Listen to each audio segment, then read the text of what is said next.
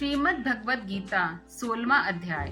श्री भगवान बोले, भय का सर्वथा अभाव, अंतकरण की पूर्ण निर्मलता, तत्व ज्ञान के लिए ध्यान योग में निरंतर दृढ़ स्थिति और सात्विक दान, इंद्रियों का दमन, भगवान देवता और गुरुजनों की पूजा तथा अग्निहोत्र आदि उत्तम कर्मों का आचरण एवं वेद शास्त्रों का पठन पाठन तथा भगवान के नाम का और गुणों का कीर्तन, सर्वधर्म पालन के लिए कष्ट सहन और शरीर तथा इंद्रियों के सहित अंतकरण की सरलता, मन वाणी और शरीर से किसी प्रकार भी किसी को कष्ट न देना, यथार्थ और प्रिय भाषण, अपना अपकार करने वाले पर भी क्रोध का न होना, कर्मों में कर्तापन के अभिमान का त्याग, अंतकरण की उपरति अर्थात चित्त की चंचलता का अभाव, किसी भी निर्दादी न करना, सब भूत प्राणियों में हेतु रहित दया, इंद्रियों का विषयों के साथ संयोग होने पर भी उनमें आसक्ति का न होना,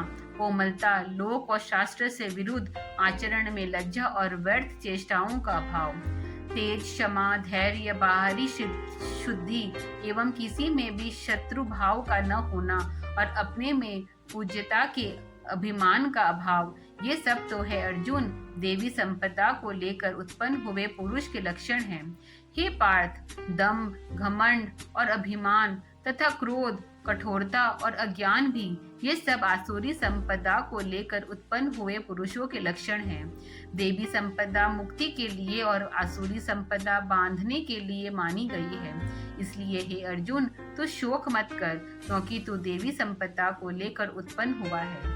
हे अर्जुन, इस लोक में भूतों की सृष्टि यानी मनुष्य समुदाय दो ही प्रकार के हैं। एक तो है देवी प्रकृति वाला और दूसरा आसुरी प्रकृति वाला।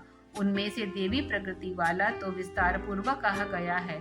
अब तो आसुरी प्रकृति वाले मनुष्य समुदाय को भी विस्तार पूर्वक मुझसे सुन। आसुरी स्वभाव वाले मनुष्य प्रवृत्ति और निवृत्ति इन दोनों को ही नहीं जानते, इसलिए उनमें न तो बाहर भीतर की शुद्धि है, न श्रेष्ठ आचरण है और न सत्य भाषण ही है। वे आसुरी प्रकृति वाले मनुष्य कहा करते हैं कि जगत आश्रय रहित, सर्वथा असत्य और बिना ईश्वर के अपने आप केवल स्त्री पुरुष के संयोग से उत्पन्न है, अतएव केवल काम ही इसका कारण है, इसके सिवाय और क्या है। इस मिथ्या ज्ञान को अवलंबन करके जिनका भाव स्वभाव नष्ट हो गया है तथा जिनकी बुद्धि मंद है, वे सबका अपकार करने वाले क्रूर कर्मी मनुष्य केवल जगत के नाश के लिए ही सामर्थ होते हैं। वे दंभ, मान, मद से युक्त मनुष्य किसी प्रकार भी पूर्ण होने वाली कामनाओं का आश्रय लेकर अज्ञान से मिथ्या सिद्धांतों को ग्रहण करके भ्रष्ट आचरणों को धारण करके संसार में विचरते हैं तथा वे मृत्यु प्रत्ययन करने वाली असंख्य चिंताओं का आश्रय लेने वाले, विषय भोगों के भोगने में तत्पर रहने वाले और इतना ही सुख है इस प्रकार मानने वाले होते हैं। वे आशा की सैकड़ों फांसियों से बंधे हुए मनुष्य काम क्रोध के परायण होकर विषय भोगों के लिए अन्य पूर्वक धनादि पदार्थों का संग्रह करने की चेष्टा करते हैं। वे सोचा करते हैं कि मैंने आज यह प्राप्त कर लिया है और अब इस मनोरथ को भी प्राप्त कर लूंगा। मेरे पास इतना धन है और फिर भी यह हो जाएगा। वह शत्रु मेरे द्वारा मारा गया और उन दूसरे शत्रुओं को भी मार डालूंगा। मैं ईश्वर हूँ, ऐश्वर्य को भोगने वाला हूँ। मैं सब सिद्धियों में से युक्त हूँ और बलवान तथा सुखी हूँ। मैं बड़ा धनी और बड़े कुटुंब वाला हूँ। मेरे समान दूसरा कौन है? मैं यज्ञ करूंगा, दान करूंगा, प्रमोद करूंगा। इस प्रकार ज्ञान से मोहित रहने वाला तथा अनेक प्रकार से भ्रमित चित्त वाले जाल से समावृत और विषय भोगों में अत्यंत आसक्त असुर लोग महान अपवित्र नरक में रहते हैं।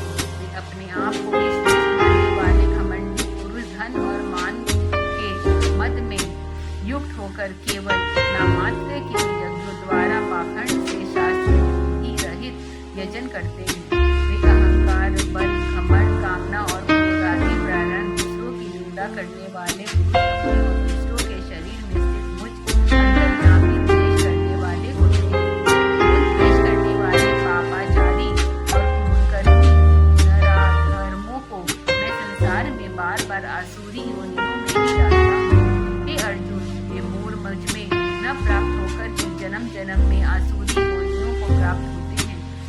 उससे भी अति नीच गति को प्राप्त होते हैं अर्थात घोर नरक में पड़ते हैं।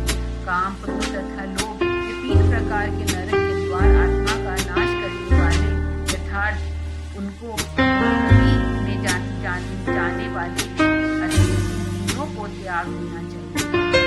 इन तीनों नरक के द्वार से मुक्त पुरुष अपने कल्याण का आचरण करता है, इससे वह परम गति को जाता है अर्थात मुक्ति प्राप्त हो जाता है।